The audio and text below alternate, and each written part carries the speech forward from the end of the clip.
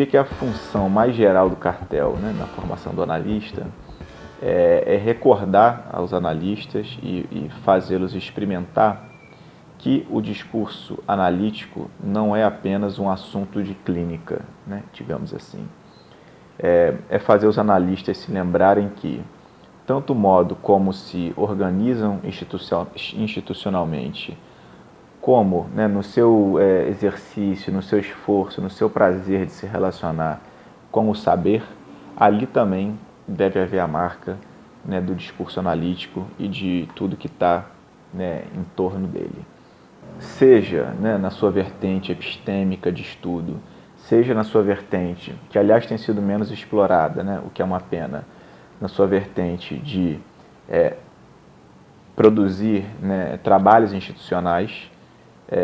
Nessas duas vertentes, o que o cartel impede, ou ao menos dificulta muito, é que cada um se coloque em relação, seja ao saber ou ao saber fazer, numa posição de aluno, ou seja, numa posição de quem apenas quer absorver um saber transmitido, né, por um outro, por um mestre qualquer. O cartel ele é, né, pensado precisamente para que isso não seja possível, né?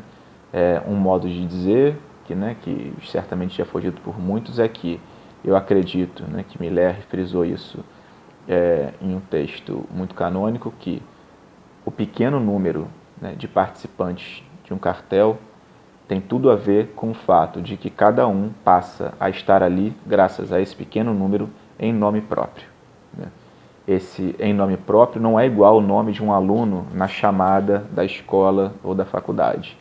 É um em nome próprio que terá que, ao fim do processo, ou que poderá, né, ao fim do processo, ter alguma produção que justamente carregue a marca do seu nome próprio, no sentido de carregar a marca do seu interesse, daquilo que ele extraiu, né, dessa experiência do cartel, e também de um ponto de impossível, né, que sempre resta quando a gente vai em busca do saber, do estudo ou de executar alguma tarefa institucional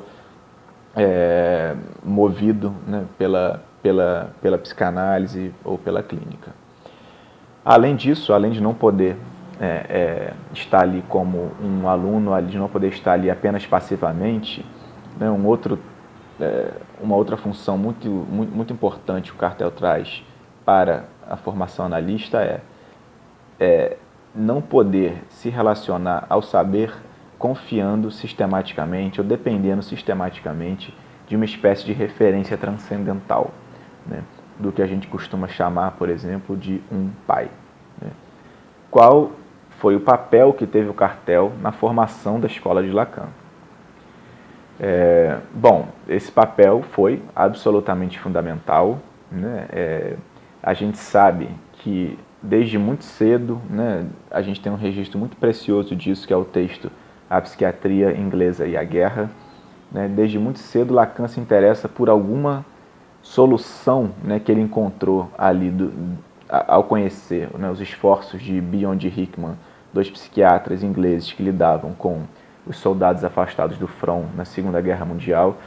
Desde ali ele captou, né, que o cartel poderia ser, desde ali ele captou que havia um modo, né, coletivo de lidar num ambiente onde a falência dos ideais, a falência do pai, a falência de alguma ideia universal que pudesse dar conta da tarefa que tinha que ser cumprida por aqueles soldados, né, que havia uma possibilidade coletivamente de dar conta, de lidar com isso, sem precisar nem abandonar aqueles sujeitos, né, nem reinstituir forçadamente o lugar dessa enfim, função ideal, né?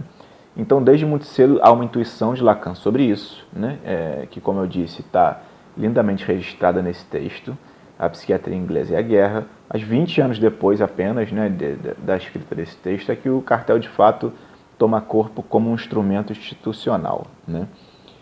Então, naquele momento, o que o Lacan buscava combater, certamente, era o que ele enxergava como desvios, né, da formação analítica na IPA, né, e que ele, obviamente, não gostaria que se repetissem na escola que ele estava em vias de criar, né.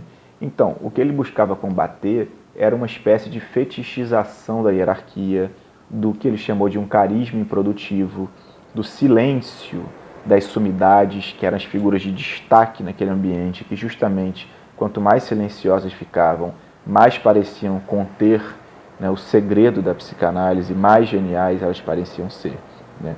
Essas figuras, né, com quem Lacan convivia na IPA, ele chamou, ironicamente, né, de suficiências, né? Isso está num outro texto também fantástico, chamado A Situação da Psicanálise em 1956. Ele descreve assim as suficiências. A suficiência em si encontra-se para além de qualquer comprovação. Não tem que bastar para nada, porque já basta a si mesmo, né? Então essa era uma das grandes, né, funções que o cartel teve ali. Por um lado, ele é um dispositivo que busca dar conta de uma falência ou de uma fragilização que já estava em marcha, que a gente costuma chamar de falência do pai, não é? Então é alguma coisa que busca lidar com os resíduos, digamos assim, dessa queda ou dessa falência. Estaria numa espécie de momento posterior, né, ao movimento histórico, social. Mas, por outro, né, ele não está apenas atrás, né, desse fato.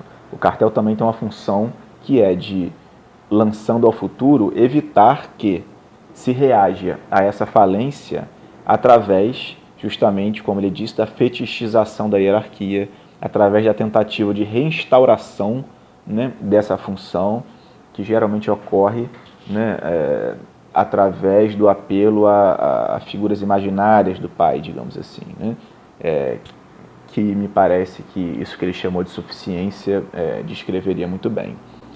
Então, acho que é assim que eu gostaria de, nesse momento, rapidamente, né, responder a essas desafiadoras questões aí que vieram da Bahia, tá? Eu desejo a vocês uma excelente jornada e espero ter notícias dela em breve, tá bom? Um grande abraço a todos.